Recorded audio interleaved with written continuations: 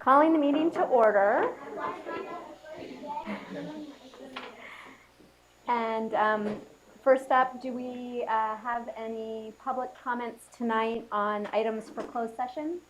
No comments. Okay, so the board's going to adjourn to closed session. We will be back at 6 o'clock. So coming back from closed session, the board voted to approve the settlement agreement for student 12.12.19A. Motion passed unanimously 5-0. All right, so, and we are going to reconvene to closed session at the end of our, the rest of our open session regular business. So, opening items, we are going to start with our flag salute. So I think I have Kendale who's going to come up and lead us in the flag salute tonight. Welcome, sir. Yeah, go ahead. Please rise.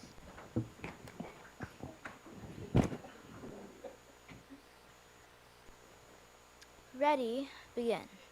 I pledge allegiance to the flag of the United States of America and to the republic for which it stands, one nation, under God, indivisible, with liberty and justice for all. You may take your seats. Thank you. Well done indeed. All right. So I need to start with board agenda approval. So can I get a motion to approve our agenda tonight? I move to approve the agenda as presented. All right. And a second. And Satish seconds. Thank you. All right. All in favor? Aye. Any opposed? Any abstentions? Motion carries 5-0. Thank you.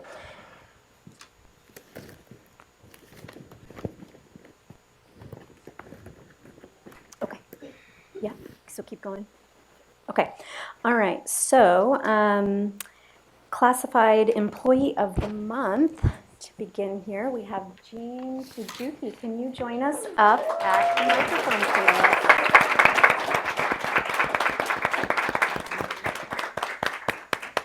All right, Jean, so here's how this is going to work tonight. You're going to go, yes, up to the podium. I'm going to read out some lovely things that your staff had to say about you, and then I'm going to give them a chance if anybody would like to speak or make any comments, and then we'll give you a chance to speak as well. All right, and then we're going to get a photo with the board. Okay, so Jean, our amazing library clerk, is an incredible asset to Lawson.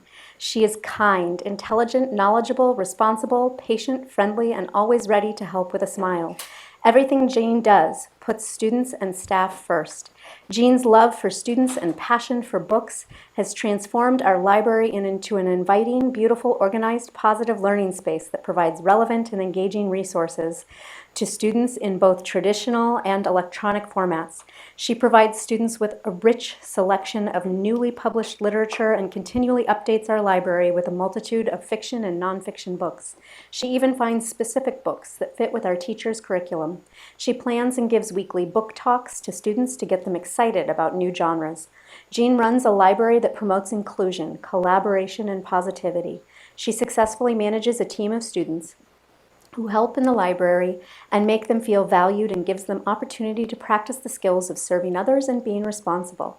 She uses the library as a research tool to help students become more successful. She highlights students for their reading accomplishments in school announcements and shares reading contests. Students just love helping her during brunch and lunch. Jean organizes author visits and book fairs. With her planning, resourcefulness, and positivity, Jean is the major force behind the success of our book fairs that generate high teachers, students, and community participation. More recently, Jean wrote a grant to raise money for the new library furniture to make the library even more welcoming as a place for students and staff. Jean is extremely supportive of teachers and assists with planning lessons to support our language arts curriculum. Whenever there is an event in the library, Jean makes sure that everything is set up and working properly. Jean is dedicated and loves children and books. Her presence brightens the day of everyone she interacts with. She is so perfect for her role in our school and essential to our community that she truly deserves this honor as Classified Employee of the Month.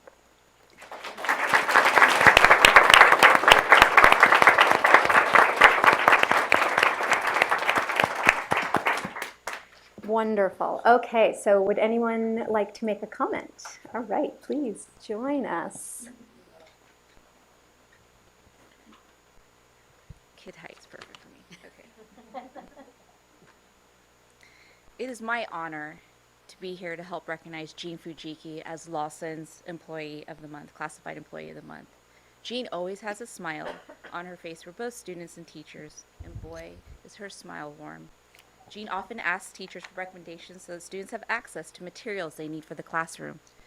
The library is always packed at brunch and lunch, and she's there making sure everyone is getting their needs met. Jean's energy and passion to support our community is unending. When you go into the library, you'll see Jean teaching students how to take care of books, how to use machines to rebind books, how to put on hardcovers to protect the worn books. It's clear that the students love learning and helping out, as the space behind the counters are always full, and Jean is there bustling around and busy. She also prepares book talks to help introduce new authors and genres to the students, and presentations for students on how to access learning resources that are available to them. Jean is always ready to accommodate requests from teachers in order to support them. In addition, her congenial attitude shows in all that she does. Jean is often on the lookout for authors who might connect with students. And as a matter of fact, Jean arranged for author Sharon Robinson to give a presentation to the Lawson students about her life as an author and the daughter of Jackie Robinson. This was a great hit, and students were completely engaged with the talk. I don't know that dedication is enough of a word that really captures Jean's commitment to Lawson. She seems to work so many more hours than required to make the environment inviting, to keep the books in circulation, to ensure book sets are available to teachers. She may have bad days, but you wouldn't know it because she always appears to be in such a cheerful mood.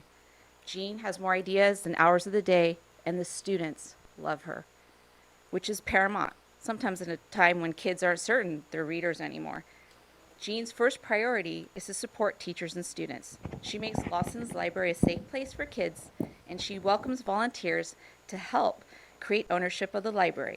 Her enthusiasm and her industry in her work, as well as her care for all visitors in the library, make Jean an outstanding employee and more importantly, a pillar of the Lawson community.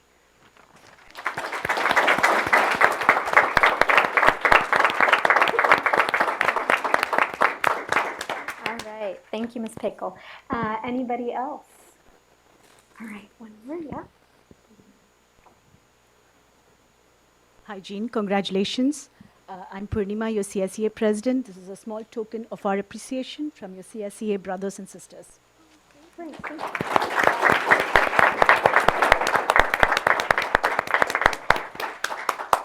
Okay, anybody else? All right, Jean, do you have any comments you'd like to make? I have a few words.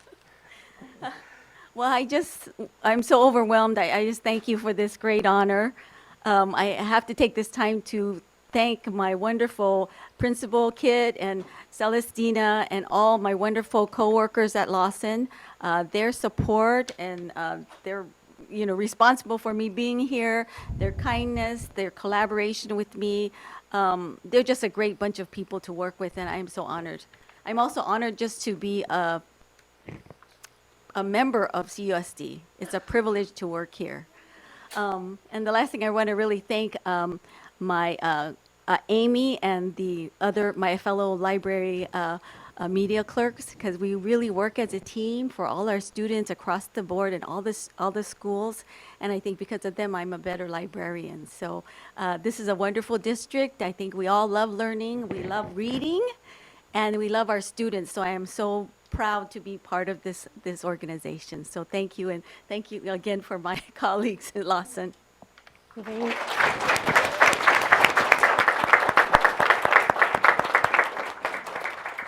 All right, so on behalf of the board, we have a copy of the statement that was read for you, and a certificate, and a little pin and a little gift there. Thank you so much. All right. Well done. Thank you so much. Absolutely. Okay. Thank you.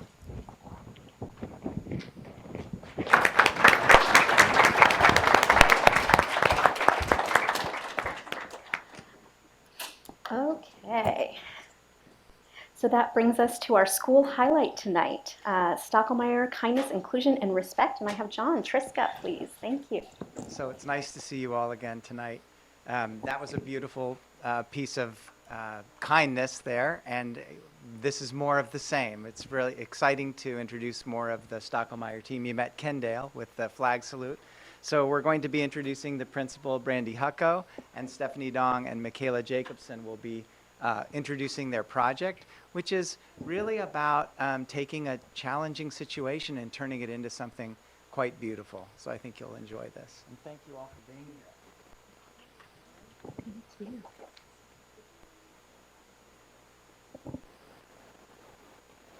Hey, well, good evening, CUSD Board. I'm Brandy Hucko, the very proud principal of Stockelmeyer Elementary School.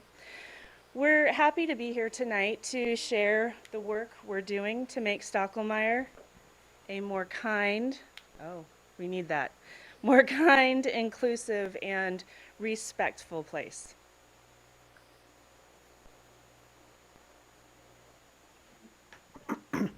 Hi, I'm Stephanie Dong, one of the assistant principals at Stockelmeyer Elementary. On September 10th, 2019, one of our trees was vandalized with anti-Semitic graffiti. This act, unfortunately, had been repeated for the past 3 years on the same tree.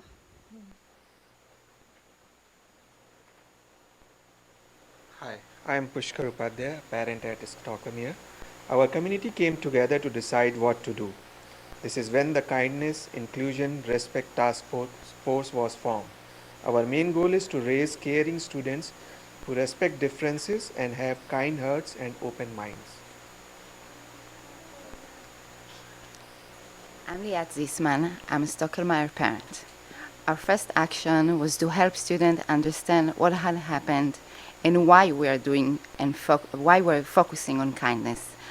On November 20th, we had a blue ribbon tying ceremony to start our journey of kindness, inclusion, and respect. Students, staff, and community members attended. I'm Ali Zisman, a 5th grader at Stockelmeyer. When a hateful and hurtful symbol was carved into our tree, it not only hurt our tree, but also hurt many people in our community. When someone does something harmful at mean at Stockelmeyer, it hurts all of us. We are united against hurtful and mean acts.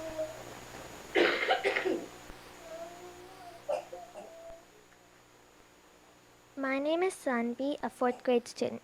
We tied a blue ribbon around our tree as a reminder of the hurt that happened here. The blue ribbon symbolizes that no matter how unique we are, we all live together under one blue sky.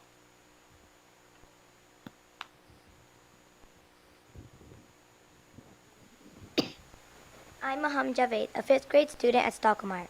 Please hold the heart symbol while we read our Stockelmeyer commitment together. Please repeat after me. Stockelmeyer pandas don't stand by.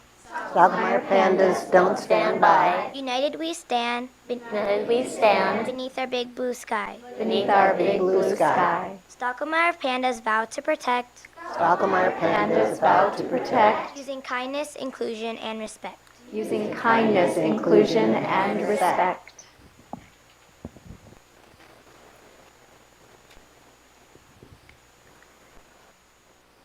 Hi, I'm Shruti, a Stockelmeyer parent. After our tree tying ceremony, we planned activities that focus on kindness, inclusion, and respect. Some activities include our Kindness Rocks project, where every student painted an image or message of kindness on a rock. We also have members from our community read books that highlight these values during our terrific Tuesday read-alouds. We'd love to have you join us as a reader sometime soon.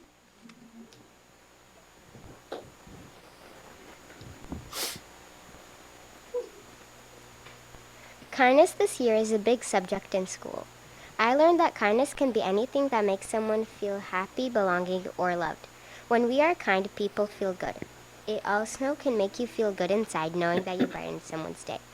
Not only do you feel good about yourself, but the person you helped is probably in a good mood and will spread kindness too. Kindness is a chain reaction. When you are kind to someone, that kindness will reach many different places and it will spread on and on.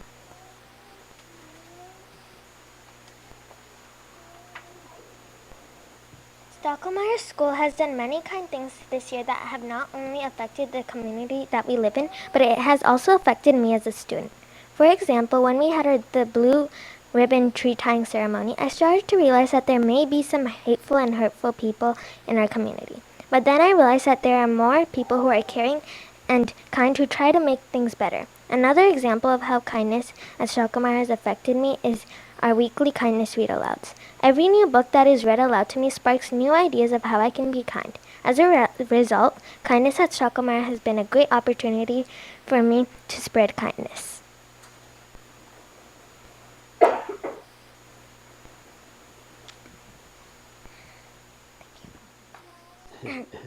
Kindness is all around us. Kindness to me is something that a person does to you or you do to them. Kindness doesn't have to be a big thing. Kindness is something that makes you and the other person feel like a weight is lifted off of them. When someone carved something hurtful onto our tree, it hurt our community and school. The blue ribbon tying ceremony was a way to show that we all live under one big blue sky and that we need to take care of each other. The ribbon ceremony made me feel better. I learned that no matter what happens, we will always protect each other, especially through tough times. Always remember, kindness counts.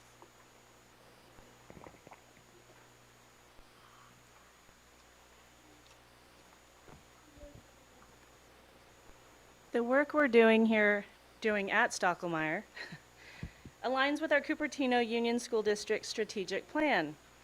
Our students are learning to be compassionate, kind friends and citizens who value the diversity of our community and our world.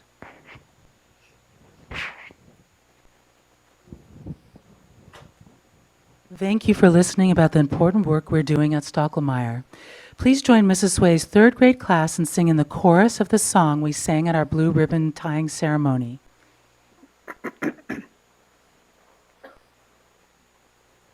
I'll be there, and I know when I need it, I can count on you like 4, 3, 2, and you'll be there. 'Cause that's what friends are supposed to do, oh yeah. Ooh,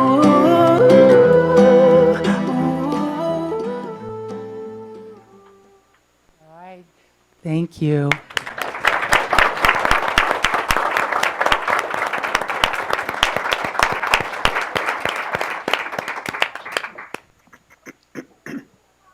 And kindness rocks are on your tables there. The students made that. Terrific. Thank you. Yes, thank you so much. So wait, stay there for just a minute, guys. Stay for just a minute.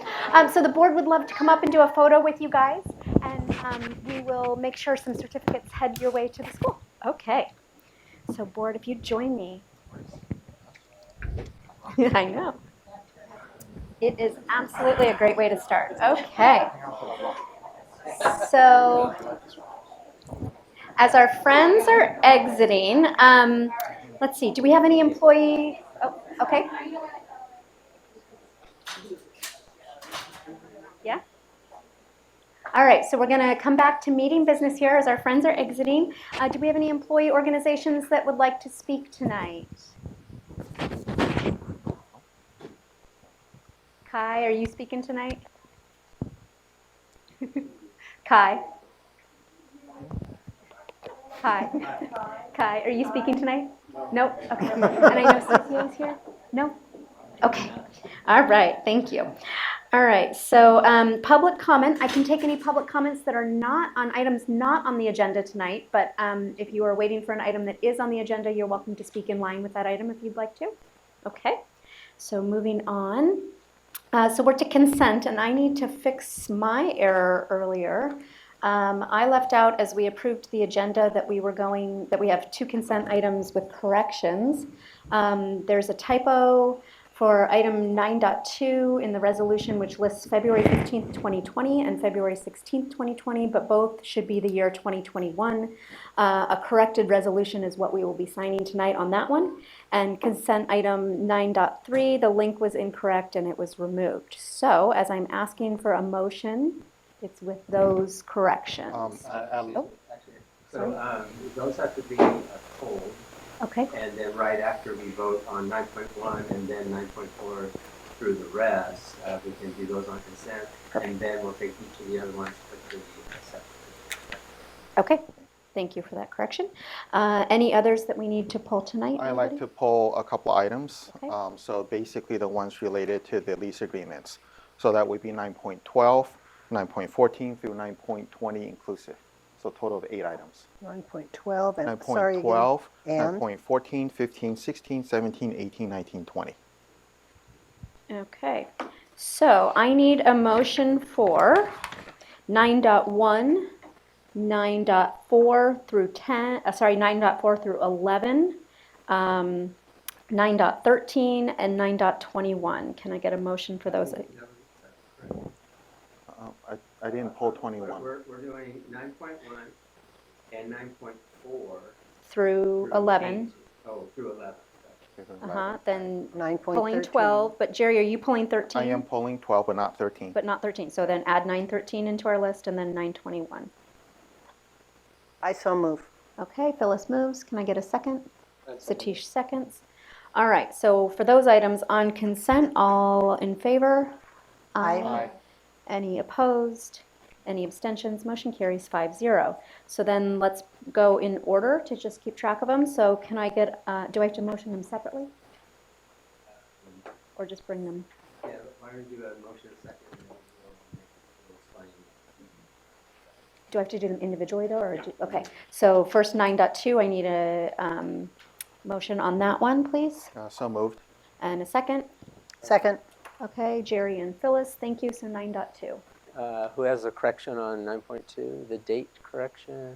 Oh, I can read it again. Consent item 9.2, there's a typo on the resolution which lists February 15th, 2020 and February 16th, 2020, but both should be year 2021. A corrected resolution is what will be signed tonight.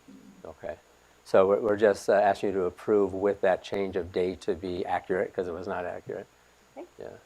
So call for, let's see, all in favor? Aye. Aye. Any opposed? Any abstention? Motion carries 5-0. Thank you. So 9.3, can I get a motion? So moved. Jerry moves. Second? Second. Phyllis seconds. So that one reads out 9.3 link incorrect, removed link. Oh, the link, yeah. Right, it was going to the wrong spot, and then we aren't really supposed to have links directly on it anyway, so we would add anything of relevance maybe to an attachment or something, but just note that we took out the actual link. Okay, in the minutes. Okay. So any discussion on that one? So all in favor? Aye. Any opposed? Any abstentions? Motion carries 5-0. So moving on now down to 9.12. So can I get a motion and a second so that we can talk about it? I move. Phyllis moves. Second? I second. Satish seconds. Okay, so Jerry, you want to jump in for us? Sure. So these, I'd like to discuss them as a block. So these are 8 lease agreements that are. Jerry, pause for just a second. Do I need to motion the rest of them so that? No, you can't motion them all together. So what you can do is speak about this, and then we'll relate it to all of them afterwards. But we still have to do each one at a time. So let's talk about this particular item, and then we'll apply it to the other one. Okay. Sure, I'll try to do that. Okay. So I just thought it'd be good to have a discussion a bit on this because these facility leases are one of our major revenues for the district. And so when I was looking at this, I had, I guess, 2 concerns that popped up. Sort of a philosophical one is, so backing up a bit. So looking at these, there are 8 leases. 6 of them are for 5 years. There's 2 one's for 2 years. The other one, there's a typo, it says 3, but I think it really means 2. But essentially, 6 of them are for 5 years, 2 of them for 2 years. So last time, we commissioned a CAC to look at how best to monetize district facilities to address enrollment and budget issues. And so I felt a little bit strange that after empowering the CAC to look at this issue, and before they do anything, we basically enter into these 5-year leases for these properties to sort of essentially take them out. Now, there are escape clauses in here. 1 of the 8 of these lease agreements basically allow the district to get out of the agreement for any reason. The other 7 basically say it's for public school purposes. So we can get out with 6 months notice, but there is some, I guess, limitations there. So that's a sort of a philosophical one. I think I had talked about, I prefer to, given that we have the CAC, to give them degrees of freedom to be able to address this problem. So I felt uncomfortable locking away these properties in 5-year leases. But then there's also a pragmatic one once I was looking at this, is that we haven't, to my knowledge, at least the time I've been on the board, we haven't updated the rate schedule for these facilities. And I think it's maybe been a few years. It's definitely before when I was on the board. And so my preference would be to look at that and basically have these start with sort of new rates rather than signing these 5-year leases and then looking at the rates. I know it may not be a big difference, but I think later, we're going to be looking at FTE reduction. So I guess I'm in the mode of looking under the couch for every penny. And so those are sort of my thoughts. My preference would be to have, if we go forward with this, having a shorter lease of 1 year or something, just so to give time for the CAC to come back with recommendations, but certainly also see if we, as a board, look at the rates that we charge for these organizations for leases. So those are my two sort of. Yeah, Jeff, can you clarify what our ability to get out of any of these leases at any time? So with 6 months notice for any of them, we really could get out for any school district purpose. I mean, that was part of the language change. We used to have it where we were more binded to the contract for a lot longer period of time, and there really wasn't the ability to get out without us paying for the difference of getting out. Right now, there is no cost to us to get out of these leases. More times than not, the 3-year, 4-year, 5-year leases is if they're doing work on the building. So if they want to spread that cost out over the 5 years of a lease. And so a lot of times when we work with our partners, our leasees, we do try and help them with that so they can carry their costs. It helps them as an organization too. Right. It still doesn't prevent us from exiting any of the leases. So just a clarification for me. So the language in the lease agreement says for public school purposes. So let's say we're in a 5-year lease and real estate goes up and we can lease this to someone else that's for more money. Can we still get out? Is that still counts as for public school purposes? We would not be able to get out if we were leasing to somebody different that has no tie to us directly. But if we're leasing it, say, to another school that's willing to pay more, will we be able to do that? It would impact our budget. No, it would go out to a bid at that point. So if we were opening something up, we'd have to go out to bid. So normally we open up our properties to be bidded out anyway. Right. What we try and do is keep the rates below market rates so that we're very attractive so we can make sure our sites are filled. Right. So what you're saying is in the middle of the lease, if we wanted to, we could go out for a bid, and that would be legal under the definition for public school purposes. I mean, I can go back and get clarification on that from legal on that, but that was my understanding when we were putting that into place. Yeah, I wasn't able to find a definition of that. So I guess, but then also coming back then, what about looking at the lease rates for these? I think in the board policy we just passed 5 minutes ago, 1330, it talks about the board should review the lease rates once a year. It's been a few years since that's happened. So my preference would be to review these rates and then enter into these contracts. But that's my preference. I'd love to hear from my colleagues. Well, I would just say that would be tough because the people leasing from us obviously want some kind of a commitment, and then to not commit to it would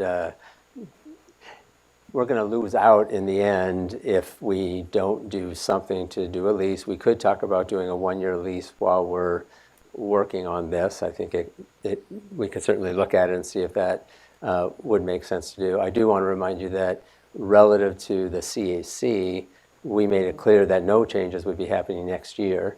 And so our view was that we don't want to hang on these leases even if we're going to want to make changes. As you know, we made a commitment. We will bring back the fee rate and talk about that. That's on our docket to do this year. But that was all, and again, toward the CAC charge, it was things get implemented the year after next, so we were not as worried about next year. But that said, I do think depending on timing, Jeff, on this, we can just go back to the drawing board to see what we can do and come back with another recommendation. Well, I would like to hear from folks. I don't want to sort of just drive this potentially off the cliff. So. Yeah. Point of order, are we allowed to discuss? Yes, that's why we pulled it. Okay, but if we pull it, we can discuss. Yes, that's yeah. So I'd like to hear from. I guess. Wilson. What's the thought? No.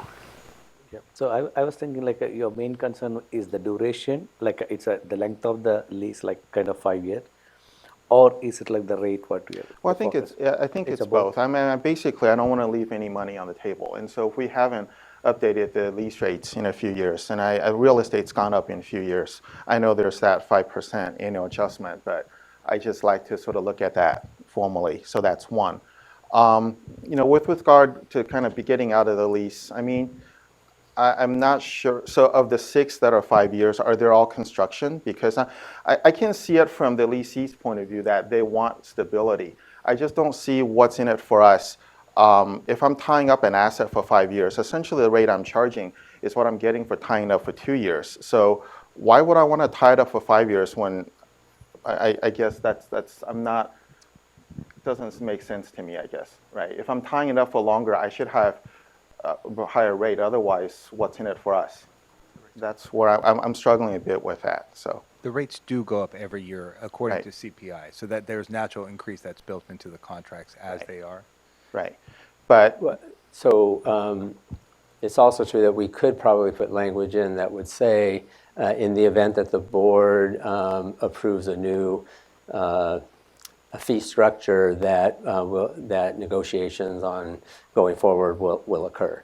yeah, just 5 years is a long time for me, and I even anyway, I think I've said enough. I really like to hear from my colleagues. You had a concern on the process also, because that's what about the. Well, I think, well, you're right, the duration of the CAC. I Yeah. wasn't here last week or last time, so I don't know the So- charge that was given to the CAC. Did it include a clause that said no action would be taken this next year? Or was that the understanding? I may have That missed was relative to the overall process. The agreement was that nothing would be put into effect next year, but would start the year after, unless certain things happen naturally next year, then maybe those would happen. That was our agreement. Now, I do feel like this is a big enough conversation that it's supposed to be a consent item, and once you start getting into, we have to have a conversation.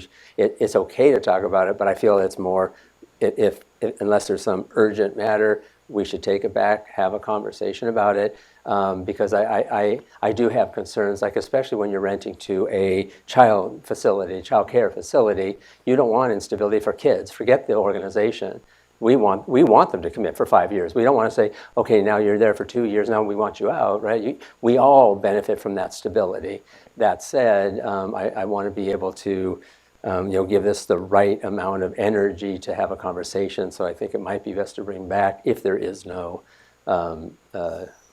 time issue. So given that, what I would reflect on what Jerry said is, I guess what would be important to me, if Jeff's going to go back to legal, would be to understand what that definition is for educational purposes. If for educational purposes means, to Jerry's point, if there's an opportunity, if we are out of line with market rate and there's an opportunity to do better with the lease rate on our facility, on our property, to benefit public education here in this district, is that what it means by we can get out of it for the needs of public education, or is it really just for If we need a repurposing classroom. into a classroom use for us, or into supporting our own educational programs? I just, for me, there's a difference between 9.12 and the other 7 or however many they are, because DeVargas is a working school in our district, functioning school, and the others are in leased sites. Sure. So I think there's a difference in the way we treat those, and if we're going to bring this back for discussion, I'd like to call that out. Yeah. And I had meant to discuss them as a block. You're absolutely right. I think DeVargas is different It's than different, Nan yeah. Allen and Luther and Sarah. So Mhm. I agree. Mhm. Yes. So Anybody else? Anything? I think the only question I would have for Jeff to bring back or to answer would be about the bidding process and the supply and demand of it. So if there's a lot of What goes into the bidding process? what goes into the bidding process, are there a lot of not vendors, but whatever program is using our sites, is there a high demand for it, or is it just those few? Yeah. I can see that. I think there is something to be said about a lot of these are, I believe, long-term tenants for us, and there's something about the loyalty relationship on both sides that's important to the Sure, discussion. sure. So I'll just throw that out there. Sure. understand that. And we haven't really I think we've discussed the policy and we've looked at surplus property, but I think in terms of the specific sites, it's not something that this board has had a discussion on. And I'm just really, and I agree with you, Lori, in terms of building relationships, and Craig, your point about not having kids move around all the time. But I'm also thinking of a fiduciary responsibility to the district, particularly where we are now. I just want to make sure that these numbers, 2.1 or $2.4 a square foot, having some understanding of, is that market rate, is that below, is that, and to Jeff's point, it might be a little below, which is fine. That's a good strategy for getting bidding and all that. But just being informed about that, I didn't feel comfortable just voting yes on this consent item because I didn't feel like I was informed on these issues on how much is this property worth, because this is really our main lever for generating revenue for this district. So that's where I'm coming from. Okay. All right. So how do we treat for tabling it, essentially? Yeah, they were pulled, and I'm assuming that we would let it die here and There's just one motion on the table just for 9.12, right? Right. But if we don't want to vote on it, we can let it die, and then we bring it back later. But timing, Jeff? That was going to be my question. So most of these leases all end, all these leases end in June 30th of this year. So we will inform our partners that we don't have contracts at this point in time, and that we would come back to them. I take it we'd want to come back as a discussion item, and then if there's any other feedback, would you guys like to be able to email me other considerations that you guys may have at that point for anything else to work on? I would suggest we bring it back as discussion action because we might, just my thought, we might want to act on it the same night we discuss it.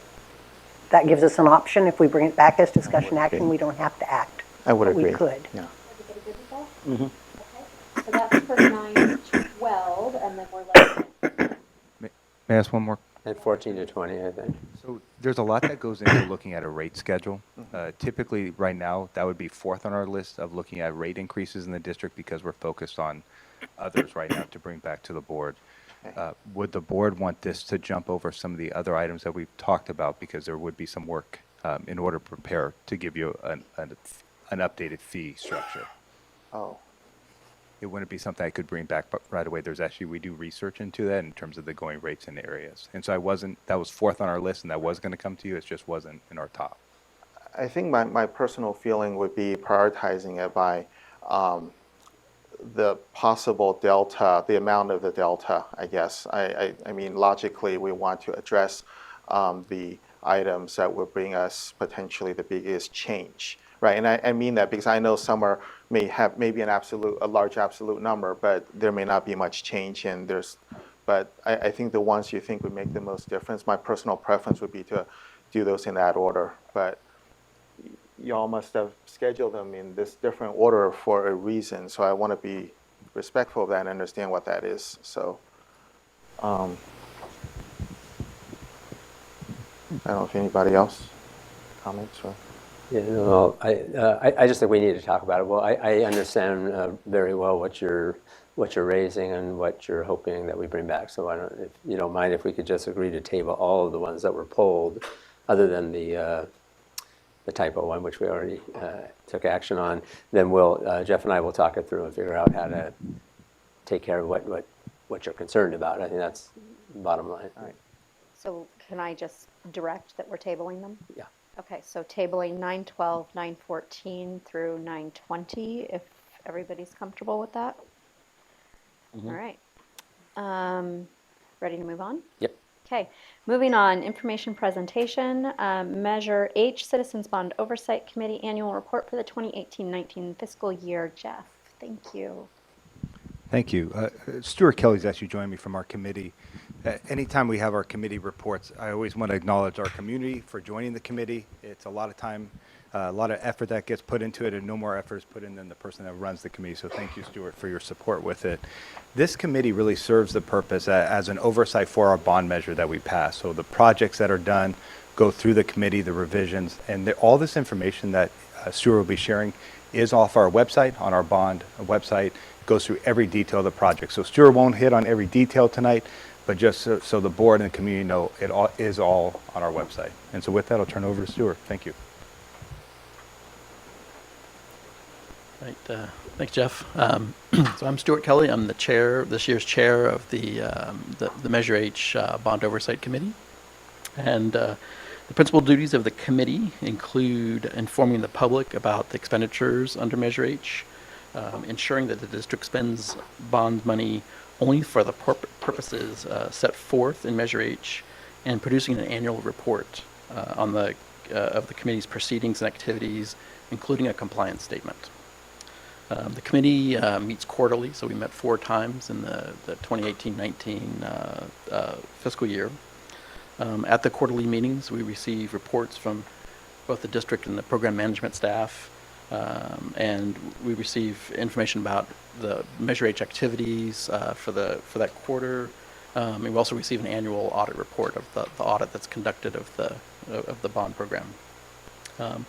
And additionally, we normally tour either 1 or 2 meetings a year. We will tour a school site, typically a site that's either nearly complete or been recently completed, to see kind of the work that's been done.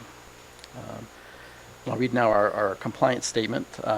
So based on its review, the committee has concluded that the district is in compliance with the requirements of Article 13A, Section 1B3 of the California Constitution. And I'm happy to answer any questions about the committee's activities. Any of my colleagues have questions?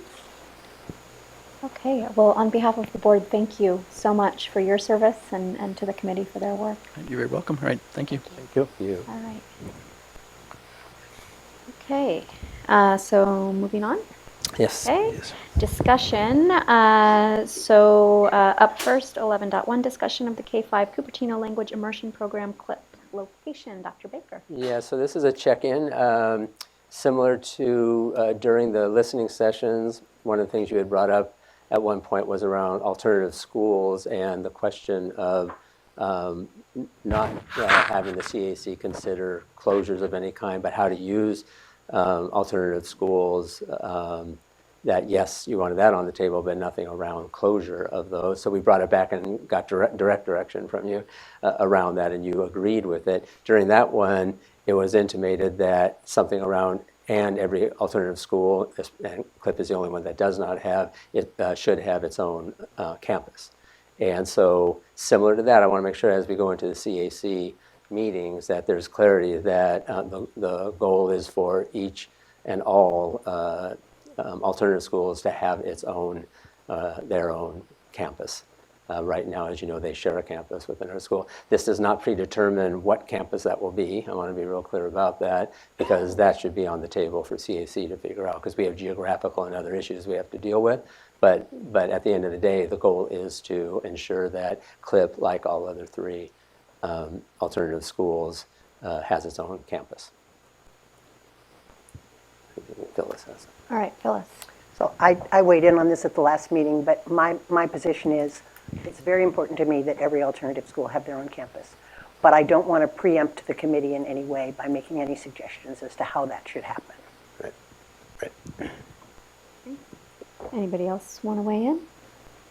I think last time we already discussed this, and personally I am a big supporter of that, and this shows our commitment to alternative programs actually, because having a dedicated facility wherever it is, that shows that how much district is committed on that, and I am for it wherever it is.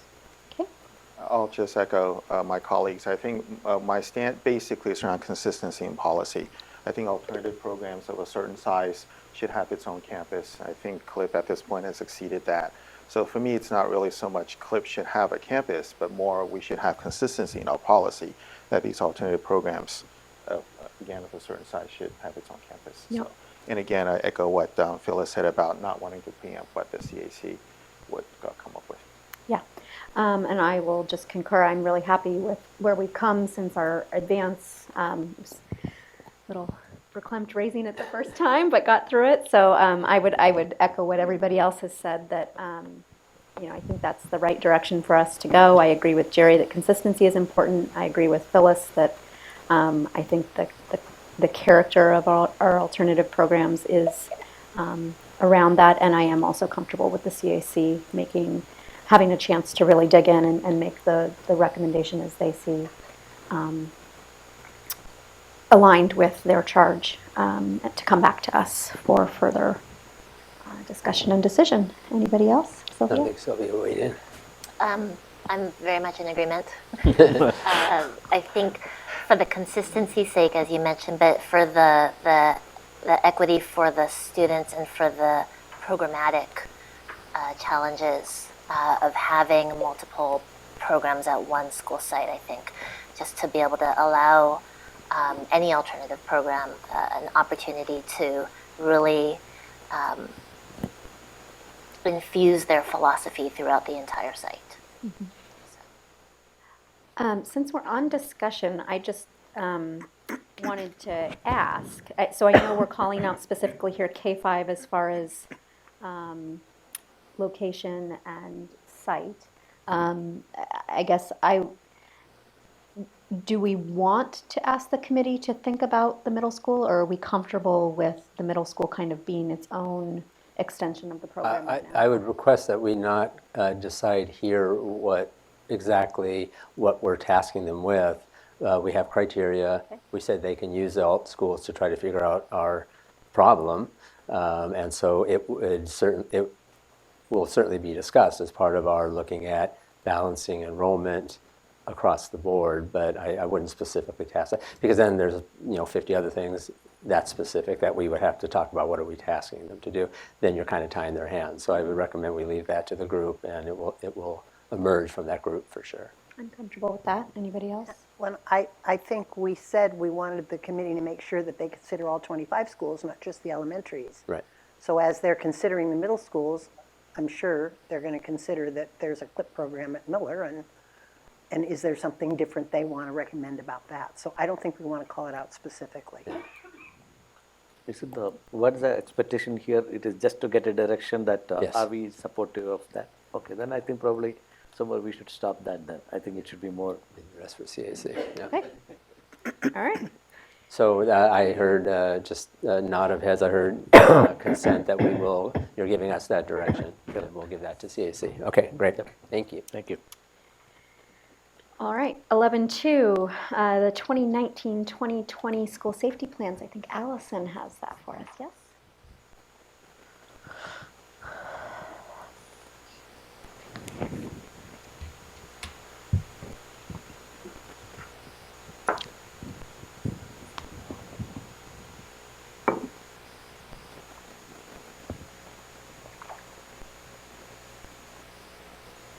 Okay, so annually we ask you to approve school safety plans. That will be coming at the next meeting. This is an opportunity for you to ask questions and have discussion, and for us to make any revisions that are needed before approving at the final meeting on February 27th. We need to be sure we're approving them before March 1st every year.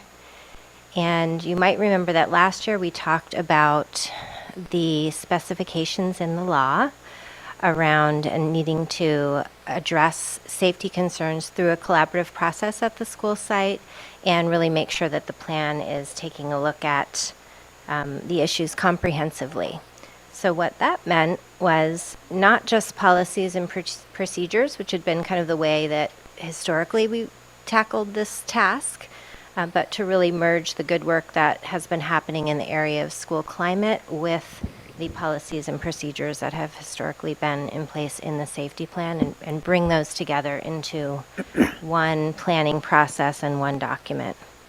So when we think about safety plans now, we think of it as part of the system of improvement. So a lot of the things that you see in the safety plan also show up in different ways in the LCAP or in SIPSAs, or when we're talking about MTSS and how we're supporting positive school climates and positive behavior. So that's really the way that schools tackle this now, is thinking about broadly, what do we need to do from a practice procedural kind of method, and also all of the ways that we're addressing positive school climate. So that means that they're working at their school sites in teams, they're taking a look at their data. A lot of that is school-based data related to behavior and supporting school climate. and thinking about all the ways that they ensure staff is trained and kids are supported with positive messages and incentives to have a good experience at school. So you have the draft plans, and I wondered if you had any questions or if there would be any discussion that you'd like to have before we bring the plans back for approval at the next meeting. Anybody have anything they want to raise on the safety plans or discuss? So we talked a little bit about it, Allison, earlier this week, but I would really like to see something in place about substitutes. Just in my own experience as a substitute teacher, knowing that I wasn't specifically trained when I went to a new site. Yes. In what those procedures would be. And so, God forbid something happen on those days. I think it'd be good to have some sort of policy, or not policy, but some sort of protocol in place. Yes, thank you. I did reach out to the principals after you raised that, just to remind them to make sure that they have a process in place at their school sites, because each site is different. And so I think probably the best way to get at that is for right when the sub comes to make sure that they have that essential information, which is really what you were saying in your message too. Just make sure that they know if something comes up on the day that they're there, what those site-specific actions would be without having to read through the whole safety plan. So, yeah. Yes. Thank you. Anybody else? How do these work in terms of how they might come back? Yeah, so last year I think we had each of you sort of spend extra time on the 5 that were your schools that that you visit, and you kind of trust your colleagues instead of having to read all 25 in detail, and that if you see anything in those 5, you would send a message to Allison and me and just say, here's a few things I found, so that we can hopefully bring them back next time. Yes, and we've been going through that process a little bit already, so everyone has their batch of 5, and hopefully you've been connecting with the school sites. Some of you I know have reached out to me, so if there's anything else between now and then, we can address it either through the principal or coming to me. We can make sure we're ready to go on the 27th.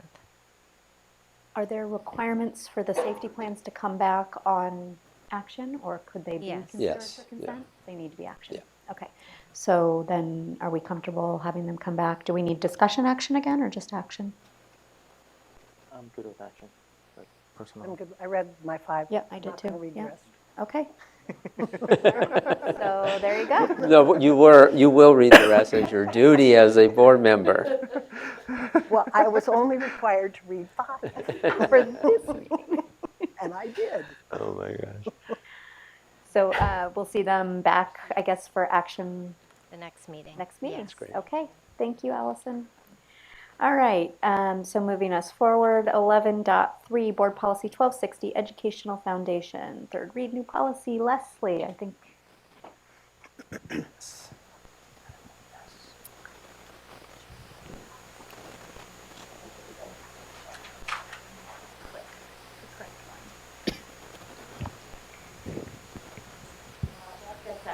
going to tag team on the next 3 items.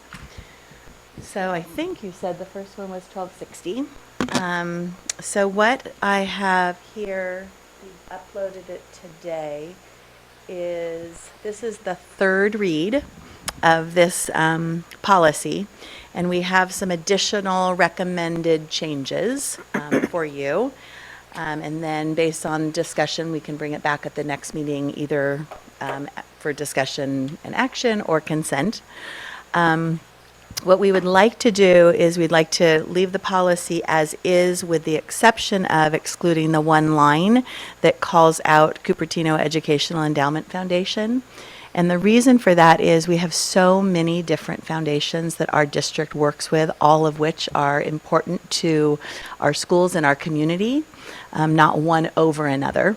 And so by making this more global, and we just talk about educational foundations, that would mean our school foundations and our district foundations, all of which are active fundraising mechanisms that enhance educational opportunities for our students.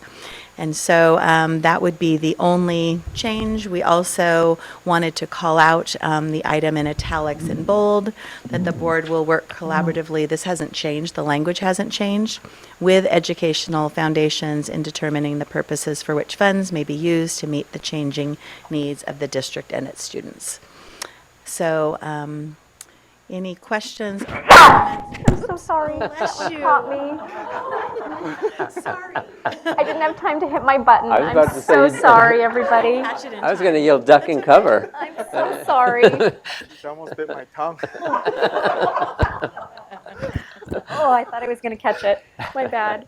So, any questions or comments in regards to 1260 before we bring it back to you? I think I had a question. I'm so sorry, Jerry. Go ahead. You've forgotten everything, huh? The bottom of the page, so if you could scroll to the bottom of the page, there's a line there, the board supports foundation allocations that serve all district schools equitably. And I'm assuming that's targeted at district level foundations, right? Because we don't really mean all like the ones that are for specific schools. We're comfortable with Right. serving That's a good that point, school. yeah. Okay. Right, but actually that wording is confusing because it says, as you were saying, because a lot of our foundations are school-based foundations, right? And so those don't get distributed around. So we might want to look a little bit at the wording when we bring it back. I don't know. Jeff, Yeah. comment on that? I think we can add that language. The other part is the way it was written for that all was representative of when you were talking about a single foundation where that was coming to the district, that all was to make sure it was equitable from that. Though we can call out more explicitly, that was where that all kicked into that statement or to that sentence. But I mean, we can always call it out differently too. So it's when a foundation was coming through the district rather than through a school site, we would look at those funds being distributed equitably. So if that language is confusing in any way, we can change that, but that was the intended purpose of it in the way it was written. It might just be moving the word district, and so we can play with that last line. Yeah, maybe we could, Jeff, you and I talked a little bit today about the other policy that's about when we receive gifts for the district, and we do have a different policy. I feel like this might fit in there, specific to that, and maybe we don't need it here at all because the policy up front, on top actually covers it. So maybe we can look at that, and when we bring it back, maybe we bring this on discussion action just so we have a moment to talk that through a little bit. Okay. Does that make sense? Okay. Stop me if this isn't totally related to it, but so the foundations can be everything from like the PTOs at the school sites, right? Right. Not the PTAs, but the PTOs. The PTOs and all of them Right. have different names. Right. COPCO, PTO, PSCO. So the regular reports to the board, do we have some sort of protocol in place for that to have them come and do a report? Because that would be amazing. I would love that. And I think that is also more globally in regards to district foundations, ones that serve the entire entity. So, okay. So I think too, the status of the work can look differently. For example, if I was a PTO and I was choosing to go out and pay for an instructional aid, or I wanted to increase my hours, we bring them back there. They become an employee of the district, and so when we build the budget, we're including those funds in it. So there isn't a watch over the way the funds are used. So I don't think the language isn't always intended to, here's a report for you, the board, on exactly what it looks like. Sometimes it's done, here's how those dollars are spent, and when they're related to personnel, you do see those through personnel reports. Or through a parent grant. And so every fall. Or a parent grant, thank you. That Alice's office brings forward any of the PTA, PTO Foundation grants, which Right. is their report in regards to their intended expenditures that then you approve as a board. I see. Yeah, I just want to point out that we are in the middle of a transition. We have this new CUSD United, formerly the CUSD 25 Coalition, et cetera, that is working in partnership with CEF to come up with new ideas. It occurs to me a year from now, we might have to look at this and say, well, how does it all make sense in that context? I think for right now, we want to make sure that we're covered for primarily district-wide donations from foundations of any kind that we receive would be distributed equitably, et cetera. So maybe if we could just leave get this, bring back, clarifying that piece for now, with the understanding that we'll bring it back next year, because I really do think that we're kind of in a different place right now around the foundation work, and it's evolving daily actually at this moment. Okay. All right. Anybody else on this one, 1260? All right. So moving on, discussion, Board Policy 1325, Advertising and Promotion, third read, new policy. All right. So this policy, I just want to highlight what it looks like right now a little bit, because it's really important in terms of understanding where the direction that we're trying to take this policy. So right now the policy does not give us enough ways to protect against the advertisement promotion that happens at our schools. And right now it's more of an open, and it's super broad, and our intended purpose is to try and narrow that so that we have better control over those yes and no's of what we have coming home to parents and what is given to our students. Right now our policy is so broad that we don't have the power to limit who's coming in very well. And so a big part of the change, I think that the area of this new policy, if you look at it for 1325 that highlights it, is actually on a later page. I'll read it here. But it says the superintendent or designee shall consider the educational value of the materials or advertisements, the age or maturity of the students in the intended audience, and whether the materials or advertisements support the basis educational mission of the district, directly benefit the students, or are of intrinsic value to the students or their parents and guardians. And that really, I think, highlights where we're trying to take this policy, which allows us as a district to say to a vendor or someone that's coming in, this isn't the right fit for us, which is something that we don't really have the power to do right now.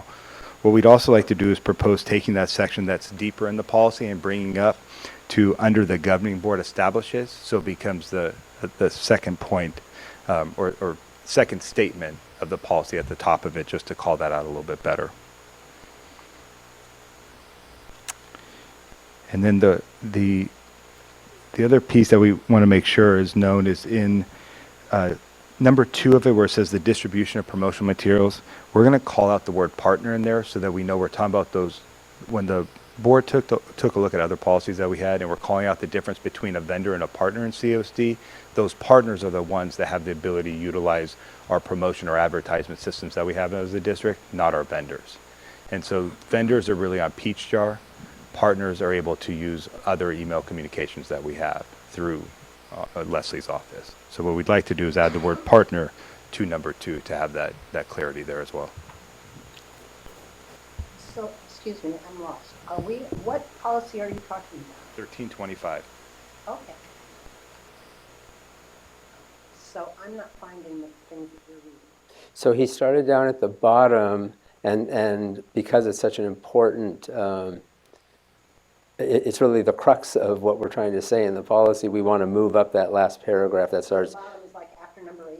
It's after criteria for approval, number 8. There's a statement there about the superintendent. Okay, so I've got it now. And it goes to the next page. Up to the top. Yeah, right. So that was our hope, because we feel like that captures the idea that we're not, bottom line, just to be crude about it, we will not sell our souls to the devil. We are not allowing people to just use our properties as a way to advertise their wares, especially non-educational based opportunities for our kids. So we want to highlight the partner part of it, not make it sound like we're just going to allow anybody to advertise. The superintendent and designees, meaning principals and others, have the right to say this just doesn't match our educational mission, what we believe in, and we don't want to just allow any company to somehow put signs up on the buildings or anything like that. So that's the intent, and we feel like we have to shore up that one. Number 2 was it, Jeff? I think, and yes. And give some wording that was intended for partners, because it sounds there like we will just let anybody advertise, which is not the point. At the same time, as Jeff said, we're really trying to shore it up to give ourselves enough control to be able to tell people, no, you can't do that, because right now we don't have much control at all. Yeah. So the end of that paragraph under number 8 implies that schools then can have additional criteria, or they can add things that aren't vetted by the district. Is that true? Is that what that says?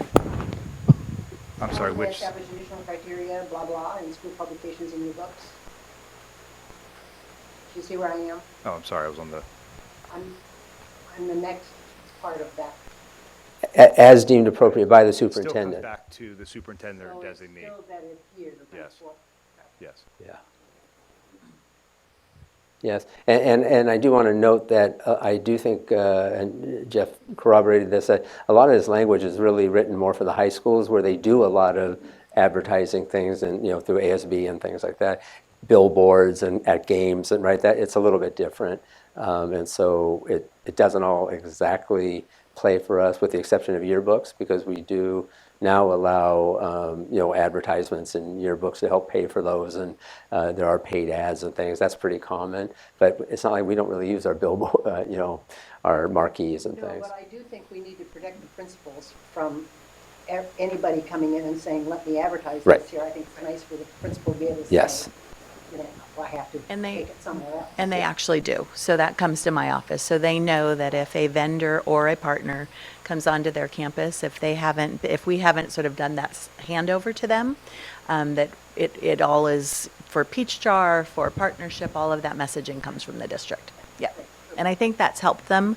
The other thing that this allows us to do is to get a little bit of a handle on the advertisement that's hanging on all of the fences on all of our school properties, where we are working hard to reach out to organizations to make sure that they know what our expectation is. But this language will help also clarify when we say to someone, you've got to pull that banner down. One, you didn't have permission, and two, it doesn't fit what we as a school district want advertised in our community.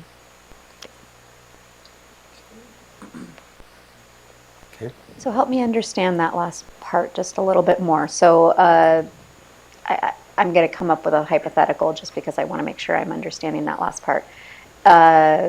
Kids soccer organization approaches us and says we want to hang our banner. We make a judgment call, or staff makes a judgment call that serves kids and might consider allowing that. Right. But another organization approaches and it's, I don't even know, I can't even think of an example, but something that we don't think benefits kids, we make the judgment call and we don't allow it. Right. And so what we would do is we would go back to the superintendent or designee looking at the educational value. Most often, it's very seldom that we would pull down a banner that is an advertisement that would benefit kids for programs that whether or not we sponsor them or an outside agency. But we do have a process in which they do need to go through the district. We need to see what the banner is, what it says. We do a little bit of research on the organization. And we also set timelines, because what we're also hearing from the community is these banners are hanging for months and months and months, and neighbors in the community are tired of looking at them. And so we have some clear guidelines as to how long it's posted or how long it's hung, when it is hung. And we do, our goal is to vet them through the office. Anybody else?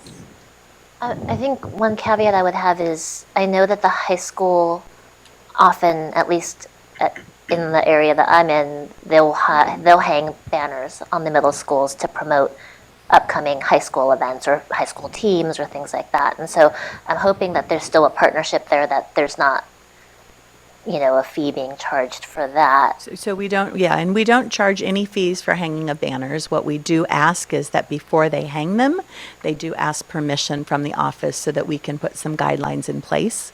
To be honest with you, we don't have the bandwidth to go by every school. Principals don't have the time to go and pull down banners without approval. But as my staff and Jeff's staff are going around school communities, we will sometimes notice banners that surprise us, and we'll reach out to the agencies. If it was a high school banner, we would just, as part of our partnership with them, unless there was something on it that we were uncomfortable with, it would not be pulled down, and we also wouldn't go and contact them and talk to them about permission being granted.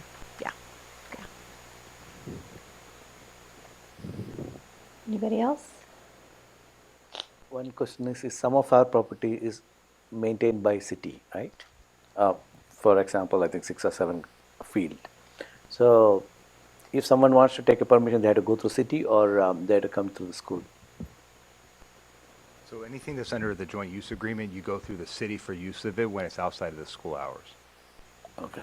So the school hours for most of it end at 4 o'clock, and then the city has it until dusk.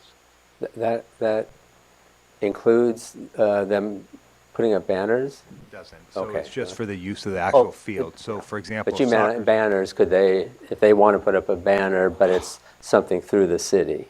permission for a banner still comes back to the school site because it's still our property at the end of But the day. it has to go through city though. No, So- it can come directly to the. Any posting of anything on a school campus comes back through Leslie's office. right. The use of an actual field, so that if soccer's using one of our middle schools on the field, that they go through the joint use process with the city. Correct. But they have to come through us for any postings. Okay, cool. Do we have written guidelines on all of that somewhere? I assume we do. It's on, I believe it's on the website. Okay. Yep, yep, in regards to advertising and banners. And so I think, Satish, an example of that is AYSO.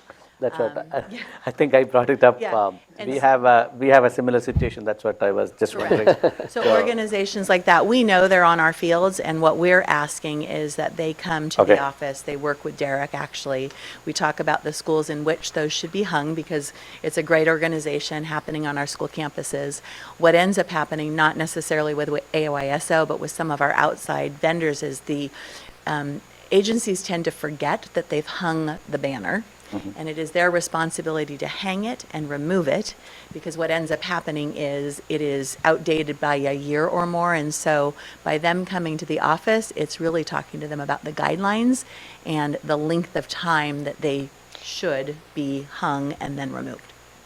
Got it, okay, thank you. Anybody else? Jerry, go ahead. So first, I support very much the goal here. I think my understanding is you want to put these policies in so we have better control. So I support that, but I had some questions about the wording. And so if we could scroll to page 1, essentially where it talks about the categories of advertisement or that the superintendent or designee may approve. So if right there. So if I compare that with the current policy has clauses 1 and 2. So what seems to me, what's been added is 3, 4, and 5, and those are the ones I want to talk through a little bit. So number 3, it seems to me, so I think it's good to have it on billboards and to find on scoreboards, but it seems like this language would allow someone to put drink Coca-Cola poster on the wall inside of the school. And that, for me, crosses a line. I was wondering if you guys, I know, Craig, we talked a bit about this at pre-board, and certainly, you know, at the end of the day, the superintendent is the gatekeeper or the designee, and I understand that. But, you know, if we, and maybe some of you don't mind seeing Coca-Cola signs in the school, but if we felt like that's not something we wanted, could we tighten the language here a bit? Because we're not going to have Craig forever, and I don't know who's going to be sitting in that seat 10 years from now, and it might be a Coca-Cola person, right? And so because because the language there says including but not limited to, and so that not limited to basically tells me I can put it anywhere on school grounds, right? So that's one. The second, the number 4 then, paid advertisement, school communication. So I know that we get communication from vendors, from Peach Jar, and I guess as a parent, I've been getting what I thought is school communication, but when I open it up, it's really a referral for a partner. And so I think for some parents, there's probably a fine line between advertisement for a vendor and advertisement for a partner.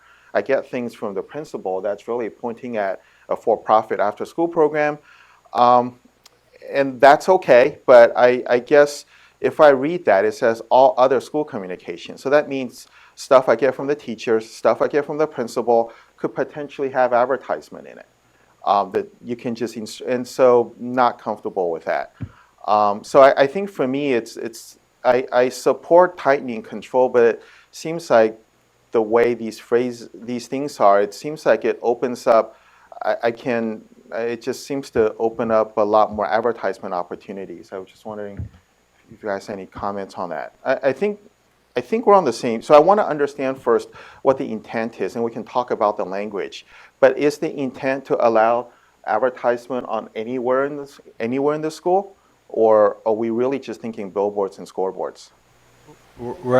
and fences. Well, and We're yeah. actually not thinking any of those necessarily. What we're Okay. trying to do is protect ourselves and giving ourselves the control to say no. Because right now you can do that, and we don't have anything that stops it. It's Because more you, oh, sorry, please. I was going to say, because we don't have those in existence, we're calling out the areas that if we wanted to go in a direction, if the Right. board decided that we want to have that Coca-Cola sign on a school and the board approves it, we have the ability to do that in policy. But if we don't want to do that, we also have the ability to say no. But the policy today, Craig can approve a Coca-Cola sign right next to the cafeteria, and that would be consistent with board policy.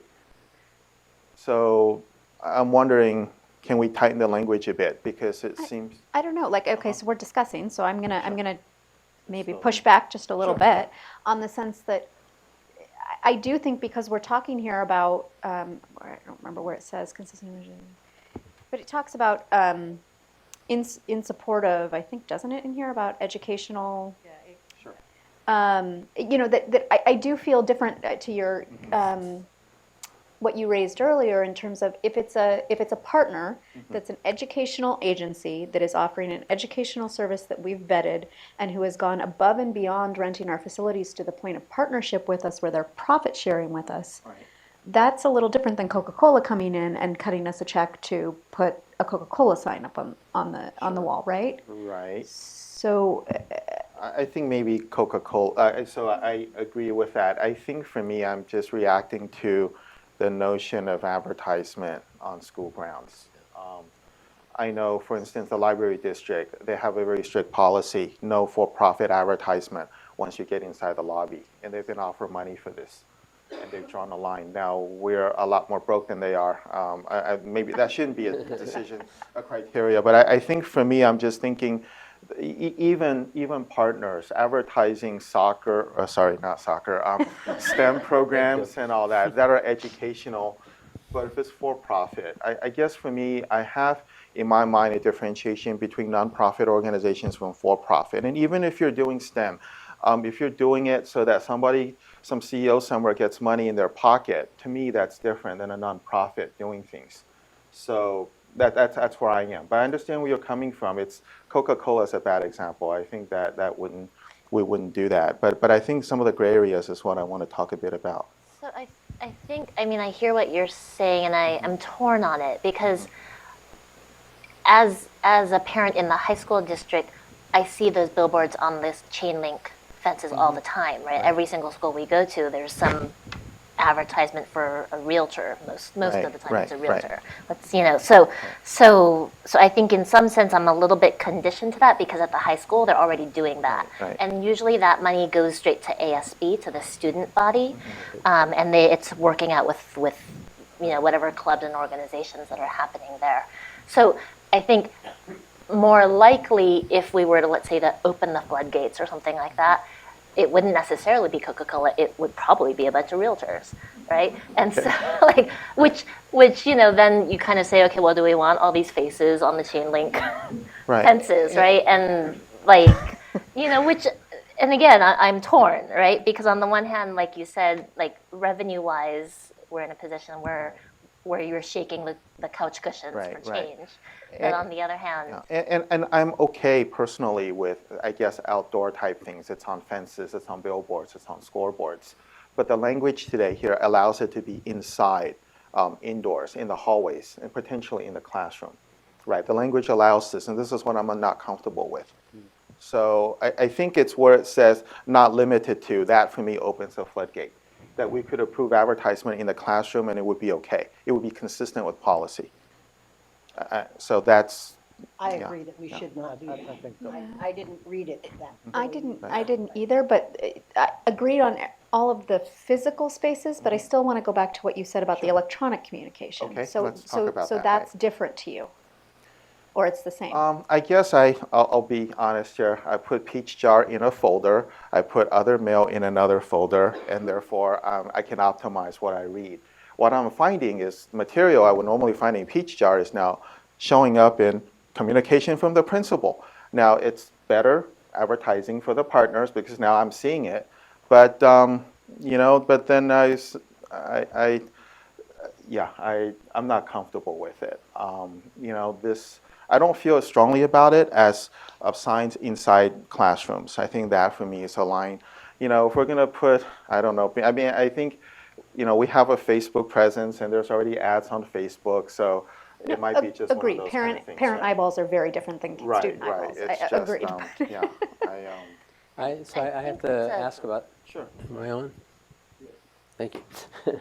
About that one. So our partners, the benefit of working with the district as a partner, first of all, you can only be a partner if you're serving kids with a program that we have agreed is good for children, for after school or other kind of programs that we do promote, and what they gain by being a partner, which gives us a cut of what they bring in. The advantage and why they will do that is because we help them to fill those. So we don't consider that and that's what we're saying. That's why we wanted it to be clear. When we're talking about partners, our view has been that's okay and that's part of but we're not going to partner with Coca-Cola. If we didn't deliver eyeballs, people wouldn't advertise. And I understand that part of it. I think for me, the wording is school communication. I wonder if y'all would be comfortable then putting a line in there. We don't put advertisement and say teacher communication or school communication. It's okay if it's coming from the district. It's even okay for me if it's coming from the school. But because it seems like if we put advertisement in what a teacher sent me, that's consistent, and I'm just not comfortable with that. So I do want everyone to know, and I think I've said this to most of you, I'm not comfortable with it either. This has been an issue for me. I don't know how to give us the control we need and not step over a line, because I don't believe in doing paid advertisement unless it's really more within the partnership. They give us a certain amount of money to be on a site, and we're partners and we do that together, then yes, we will advertise. That's not quite paid advertisement, and I'm okay with that. But I do understand that to do a yearbook in order to afford it, I get it. You do these you're doing a play or a musical at your school, people put their names on the brochures and things as a way to pay for that thing. Those things all make sense to me. But beyond that, especially when it comes to private companies and things that want to just use us as a way to sell their wares, that to me is crossing a line. And so I kind of feel like I want to talk more with legal about there's got to be a way to write this that helps us define that line a little bit better. I think just codify some of these examples that we all agree, right? I think, well, I don't know if we all agree, but a parent, a teacher sending out homework reminders to the students, I would think we wouldn't want advertisement in there, and I want to make sure the policy is clear on things like that. So just I think spelling some of these things out a little more. I think terms like "not limited to" really worries me, because you can have someone who insists on doing something and says this is consistent with board policy. So I wonder if, rather than kind of looking at the wording of that specifically, we need more of a broad philosophical statement at the top that says, as a board, we, I don't know exactly, whatever that, that this is, we do not believe in viewing our students as consumers, and and that we're not in a platform for vendors to advertise on, something more eloquent than that. But put some sort of philosophical statement at the top that kind of then says, and because of that philosophy, here's kind of the guidelines that we've provided, and the superintendent and designee, we're trusting that they'll have the discretion or discernment to know that we don't want, Right. Sure. That's my view, is that with that and just a little bit of minor tweaking to these other things that should not be too hard to make them not seem out of context of that belief that we're putting in there. I don't really think it's that much. I think we can rework a few lines here just minimally to make them work for us within that same context of trying to capture the big picture belief that we're trying to put across about advertisement and promotion on our sites or in our district. Thank you.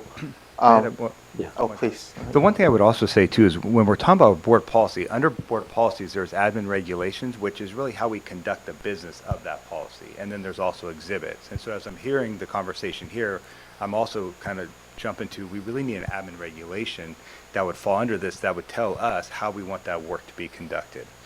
Policy sits higher, admin regulation gets into the weeds of how we're going to conduct our business as an entity. The other thing that I think in the section for 345, going back to where you're calling out earlier, what we're really talking about is the partner promotion. So in advertisement promotion, very similar wording, but I don't know if it helps at all if we were to adjust that wording to be partner promotion, because that's really what we're talking about. And as a district right now, That's for number 2? I'm sorry, in the area of 345, I think. Oh, okay. We could add it to number 2 above, but I think in the 345 below, to add that partner promotion there as well. I don't know if that helps at all. Yeah. But right now as a district, we only have 3 partners. Sure. And through all the, I don't know how many vendors we have, but it's a lot. Yeah. So when we look at the difference. You're saying grouping the ones that are relative to, really is about partners, and we put those together as partners. And that's what that policy was giving us. So if it's not speaking to that, that's really what we're talking about. I like that, Jeff. I think, oh, sorry, go ahead, Yeah, please. that makes sense. Yeah, I was going to say, I think in my mind I do see a difference between commercial advertisers and partners, and I think if we could make that more clear in the policy here. I just had one other question on page 2, where it talks about the criteria. So again, I looked at the difference between before and after, and it looks like one new one is number 4, proselytize or position district on any side of a controversial issue. And I was just wondering the intent behind that, because so I don't disagree with it, but we had this list before and this has been added, and I was just wondering, I don't know, I mean, presidential election is controversial, so what are we trying to catch here, or what's the thought behind this one? Just that as a school district, we're always a neutral entity. We don't take sides. We are conducting our business side of the house, where you have this advertisement promotion partner program. But I'll give you an example. A few years ago, we had a vendor who we no longer use. They had a CEO that posted comments. At that point in time, we made a decision not to renew with them. Got it. Okay. Because again, it became too political for us as a district to entertain, and that's something that parents brought forward. Okay, public records requests and all that as well. That makes sense. Okay, thank you. Thank you. Yeah, thank you, Jeff. Can I, as you're going to talk about potentially bringing an AR to kind of flesh out some of what's being talked about with it, would that be the place where we would, or maybe I'm wrong on this, would not address that this isn't about our supporting organizations, our parent organizations? This is really unique to, I just wouldn't want anybody to think of our parent organizations as advertising or promoting being. Are you talking more about like a PTO foundation being included in this? Yeah, I think that's what's crossing my mind is right now as I'm looking at some of this language, I could see someone coming forward and saying, like I don't want to hear from. I don't know. Those are organizations that don't exist but for a school and the district, and so they are by definition of the district, even though they are a separate entity. Right, so they don't get to act in any way outside of the context of the district because they can't exist without it. Okay. And I'm not sure, first of all, I don't know that this year is a good year for us to spend a lot of time working on ARs in that regard, and I'm not sure it is the best way to go. It might be more guidelines and putting them on the website, maybe having them as exhibits or something, but I know what Jeff's saying about wanting, in some ways, the more detail about how we do things should be in a different place from here, because this is the big picture view of our policy, what we believe in, what you expect your superintendent to do and to push forward, et cetera. All right. We'll go to the last of the policies. Board policy 1700, community relations, third, read new policy. So we've got a red line on this one that it's pretty much the same as the one that we presented for the second read.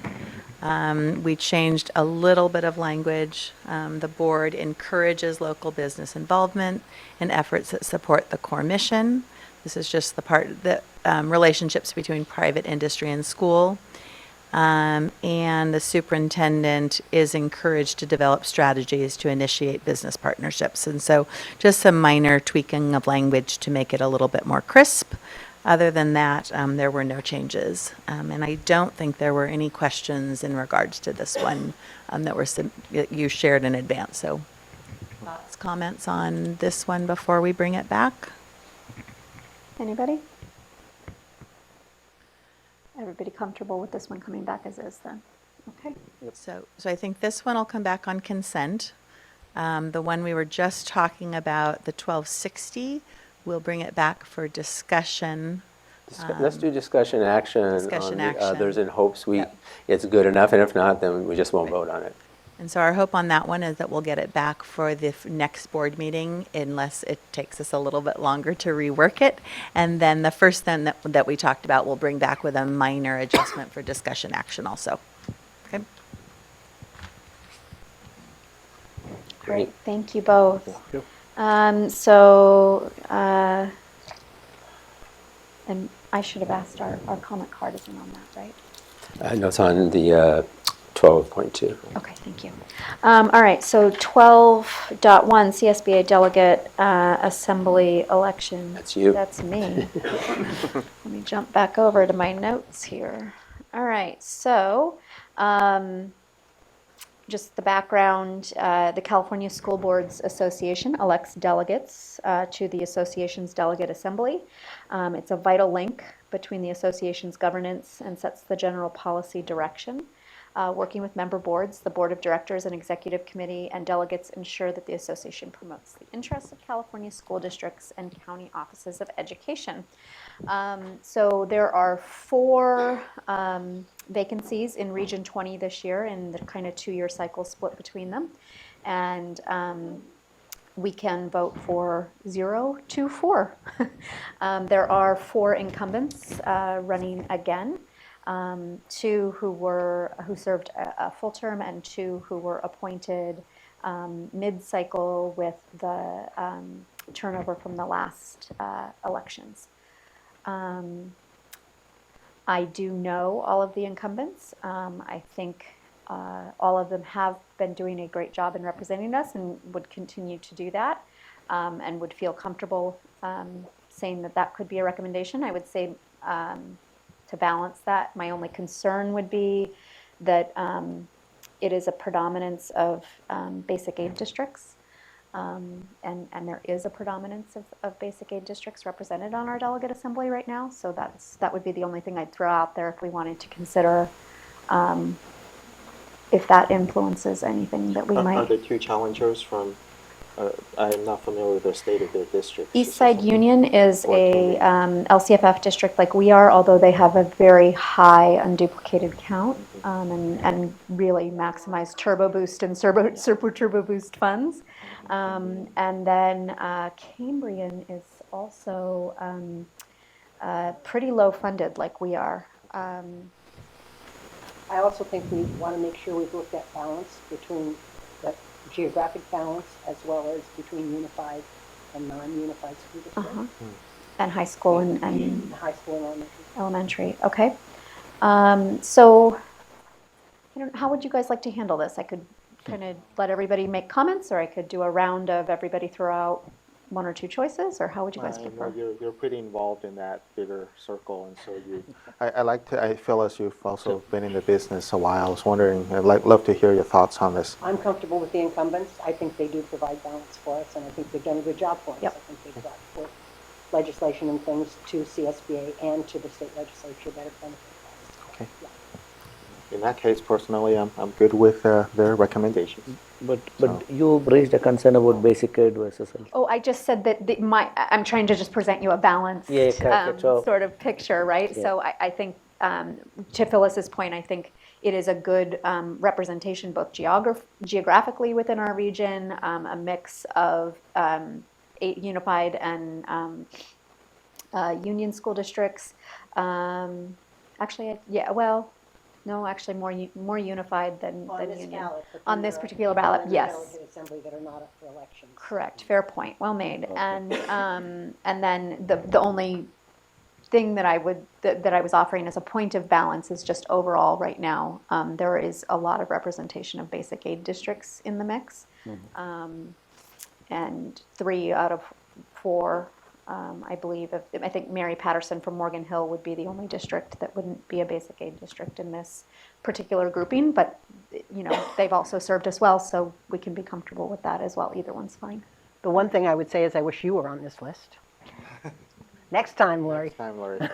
This wasn't my year. There's a lot going on here at home right now.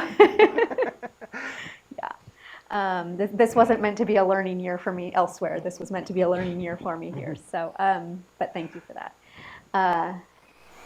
Anybody I'm have any? comfortable with the. I know 3 out of the 4 incumbents. I'm comfortable with that. Okay. All right. So, how about we get a motion on the table for 12.1 election? I move that we vote for candidates 1, 2, 4, and 5. Melissa, Cynthia, Jody, and Mary. Okay, and a second? I second. 12 seconds. So all in favor? Aye. Aye. Any opposition? Any abstention? Motion carries 5-0. All right, moving on to 12.2, potential budget reductions. We do have one comment card. Do you want to go through the presentation first? Good, okay. So let's go ahead and do that. And that is Jeff for us. Thank you. And Stacy.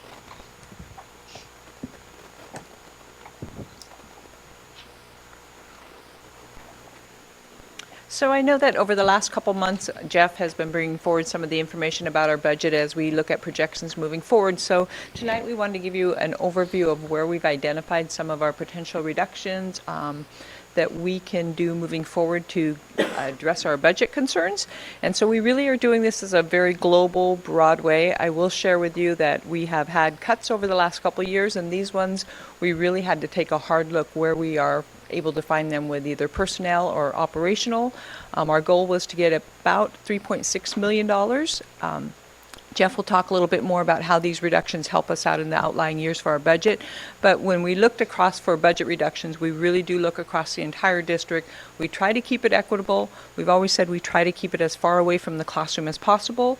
We know that this year, I think we're going to feel them a little bit more to be able to accomplish those cuts. We do try to address management. So as a whole picture.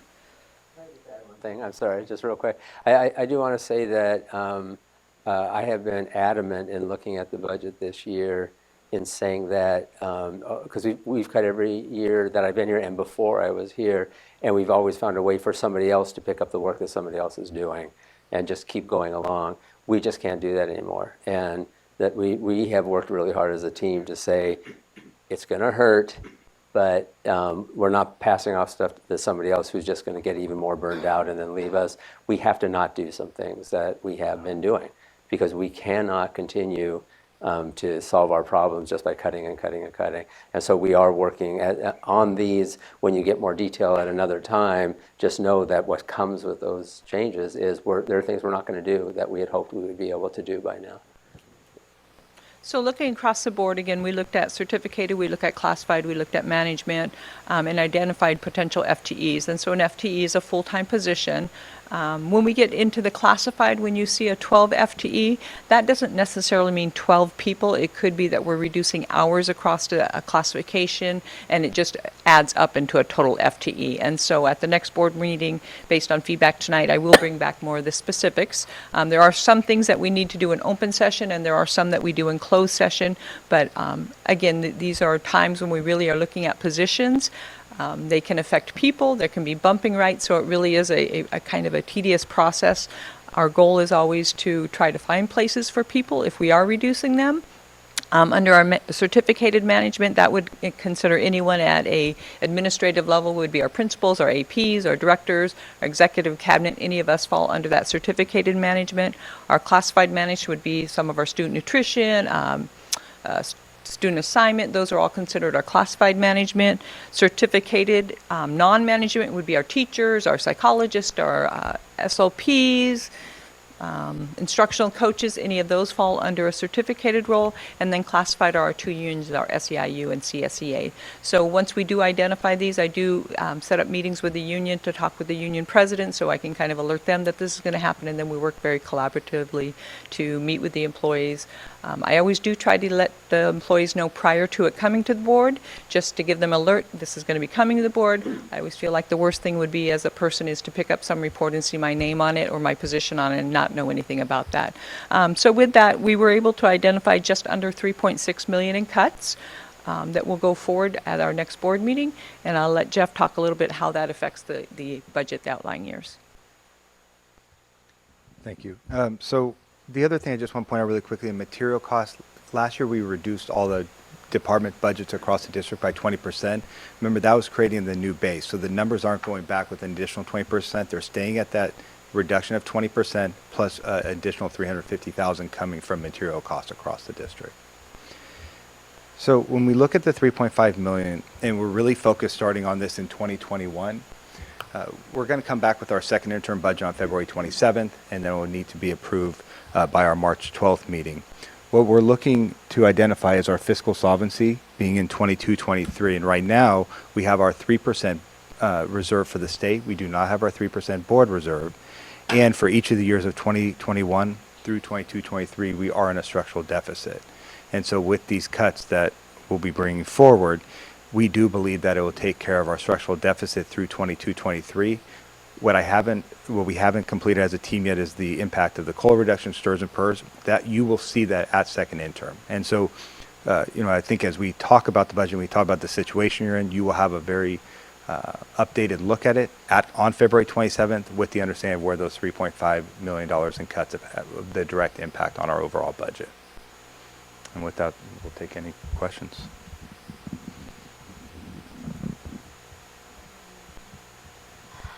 Comments? So I'm not clear on the board 3%. Does that come back or not?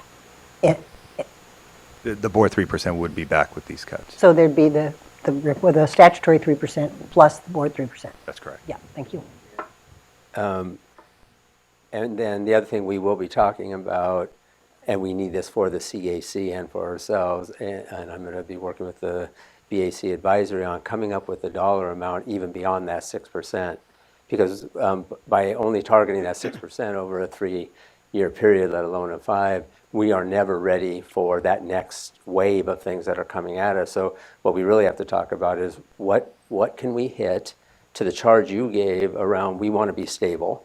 We are not stable if we are just constantly barely scraping by and wondering what's next. And so we have to talk more about what number are we going after here so that in the 5th year out, we actually feel comfortable that we're going to be okay. Because right now I don't sense that stability. Even with the parcel tax passing, that will help us quite a bit, because this is without parcel tax, right, what we're talking about right now. But if that doesn't pass, then that stability is really gone again. So we're going to just kind of be back where we are now. So we need to talk about that as a team. We're going to start with BAC and with the 2 board members on that, and we're going to be working on that over the next several weeks, because we want to be able to be clear with the CAC as well about what the charge is.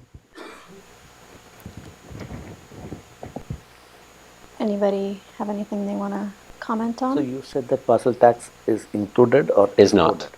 But I thought the asterisk there shows that. That's our current parcel tax. That's the renewal. Okay, got it. Right. Yeah. And imagine that too, right? If we're not careful, it doesn't renew. That's $8.5 million. And in fact, at that time, if this one doesn't pass, we basically have zero money. Almost zero. We do through Cooper Doodle and through the rentals and everything. But basically, you know how I said that we should have 15 to 17% of our budget from local dollar. We'll be down to like 1%, maybe 2% of our total budget. So that's where we are headed if we do not get these parcel taxes. I just have one more question. We talked a couple of meetings ago about transportation. Where does that fit in here? Is it gone? So transportation falls into our classified positions. No, I mean the fee-based transportation. The fee-based transportation would be gone in this. It's gone from this budget. By second interim. So in terms of the reductions haven't been assumed in this budget right here. Oh, I see. But it will be gone.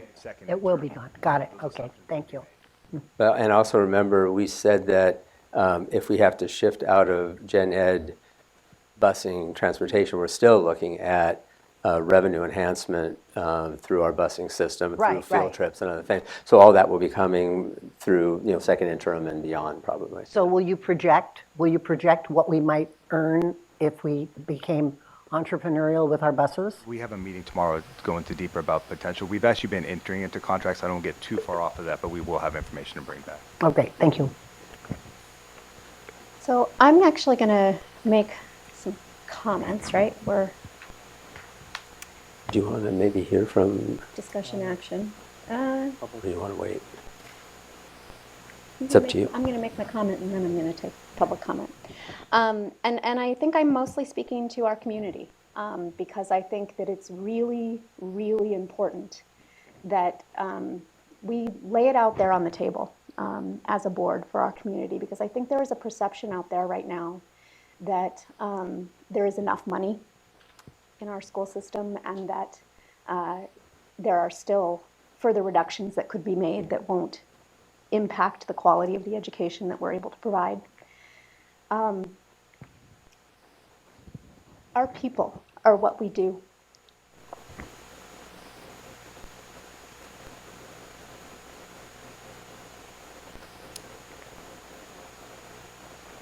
And it is really disheartening to me that we are in a place where we are, to Dr. Baker's point, cutting year after year after year from the people that are impacting the quality of the education for our children in this community.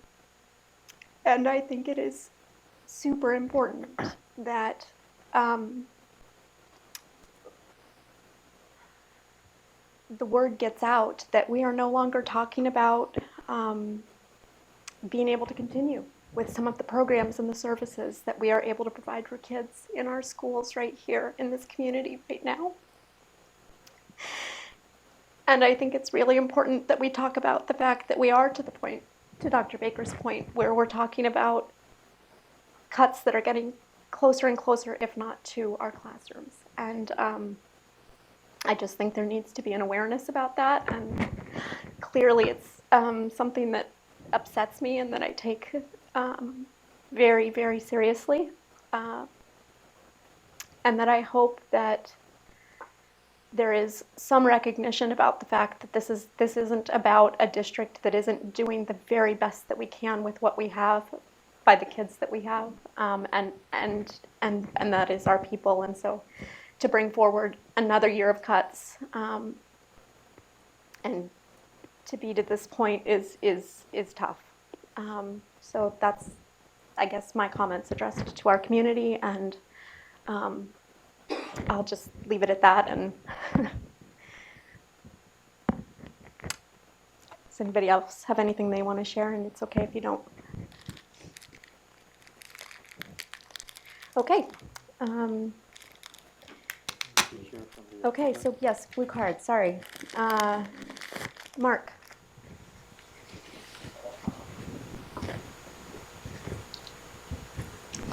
Mark Lowndes, I'm an instructional technology specialist at the Vargas Elementary School. Lori, your words and sentiments are very well taken.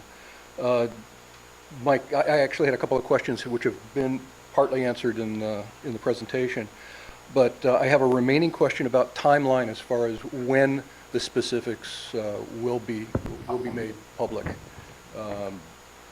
Also, let's see, off topic, regarding the 1325 Coca-Cola scenario, you might consider the phrase, quote, non-student targeted advertising, unquote, which is both a term of art in the advertising world and also gives the district the flexibility to control both content and placement.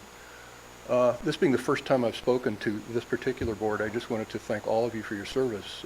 You're not here for the money. You give an awful lot to the community, and I appreciate it. Thank you.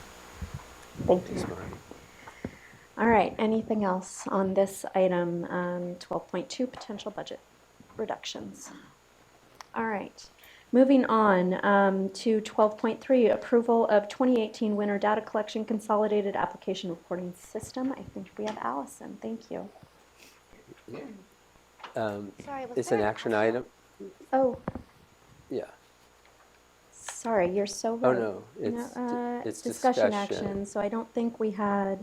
But let's, just before Allison jumps in, is this something that maybe we could do a motion and a second, treat it as an action item? You want 12.2, the potential budget reductions as an action No, item? not 12.2. No. I thought you moved on to 12.3. Okay, so We're on was your question to 12.2 or 12.3? 12.2, because it's under discussion action. Yeah, but we're not doing action. It was, okay, yeah.